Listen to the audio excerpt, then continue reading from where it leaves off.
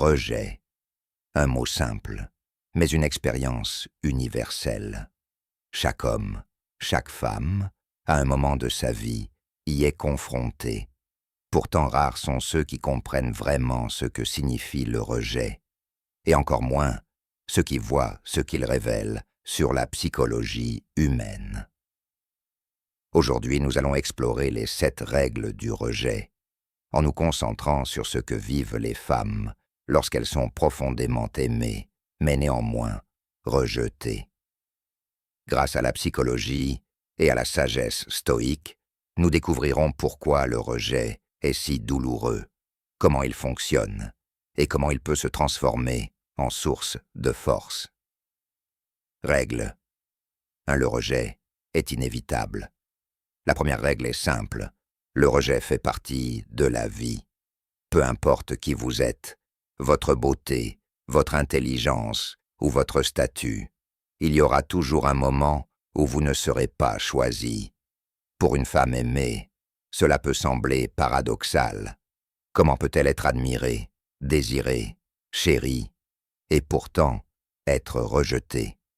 En vérité, le rejet n'est pas toujours une question de valeur personnelle. Parfois, c'est une question de timing, de circonstances ou de simple incompatibilité. Le stoïcisme nous enseigne: acceptez ce que vous ne pouvez pas contrôler. Et les choix des autres, ils échappent à notre contrôle. Règle 2. Le rejet déclenche une véritable douleur. Des études psychologiques montrent que le cerveau traite le rejet de la même manière qu'il traite la douleur physique. En d'autres termes, être rejeté est une véritable souffrance. Pour une femme aimée, le rejet peut être ressenti comme une trahison. Si j'avais compté pour lui, pourquoi partirait-il? Si j'ai tant donné, pourquoi n'est-ce pas suffisant? Mais comme nous le rappelle le stoïcisme, la souffrance ne vient pas de l'événement lui-même, mais du sens que nous lui accordons. Règle 3. Le rejet frappe l'ego avant le cœur. La plupart du temps, le rejet ne brise pas le cœur en premier. Il blesse l'ego. Il remet en question l'image de soi et l'estime de soi. Une femme peut se demander: ne suis-je pas assez belle? Qu'est-ce qu'elle a que je n'ai pas? Pourquoi moi? Ce questionnement est universel, mais l'esprit stoïque apprend à distinguer l'ego de la vraie valeur. Le rejet ne signifie pas que vous méritez moins d'amour. Règle numéro 4. Le rejet révèle des vérités cachées. Le rejet agit comme un miroir. Il révèle des vérités que nous ne voulions parfois pas voir. Un déséquilibre dans la relation, des attentes irréalistes, ou une profonde incompatibilité.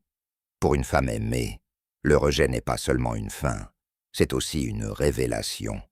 Le stoïcisme nous enseigne que chaque obstacle est porteur d'une leçon, et le rejet nous révèle souvent où l'attachement s'est construit sur l'illusion. Règle numéro 5.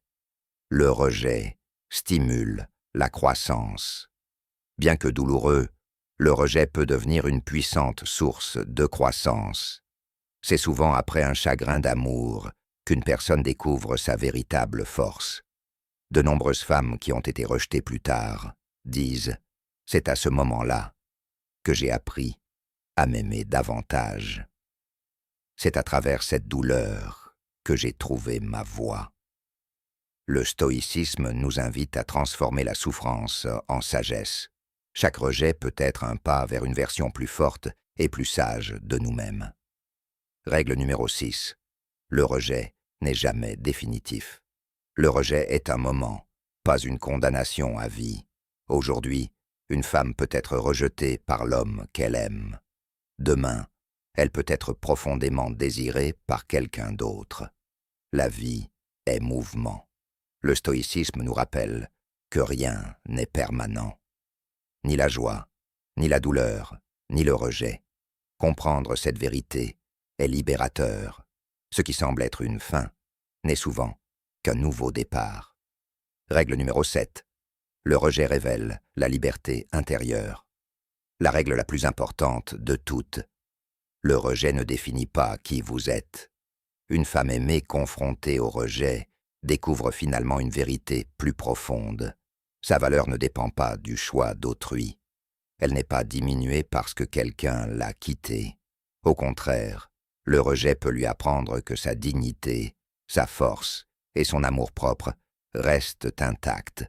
Et c'est là que réside la véritable liberté, savoir que l'on est entier, même lorsqu'on n'est pas choisi. Le stoïcisme nous apprend à accepter le rejet, non pas comme un échec, mais comme une épreuve nécessaire. Chaque expérience douloureuse peut être transformée en force, en clarté et en sagesse. Si cette vidéo vous a interpellé, abonnez-vous pour plus de contenu sur la psychologie, le stoïcisme et les relations. Et dites-moi dans les commentaires, quelles leçons avez-vous tirées de votre propre expérience du rejet ?